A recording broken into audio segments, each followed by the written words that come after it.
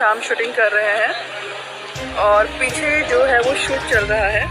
आप लोग देख सकते हैं जैसा कि छोटा सा स्टेशन है, रेलवे स्टेशन। जी हाँ दोस्तों, अभी सुबी शर्मा ने लाइव आकर क्या बोला है आप लोगों ने सुना है। यदि नहीं सुने हो तो हमारे चैनल पे नया आया हो, चैनल को सब्सक्राइब करो, वीडियो को लाइक करो। तो मैं बता देना चाहता हूँ, सुबी शर्मा और खेसारी लाल यादव की अभी एक फिल्म की शूटिंग चल रही है लंदन में, जिस फिल्म का नाम है लाडला 2।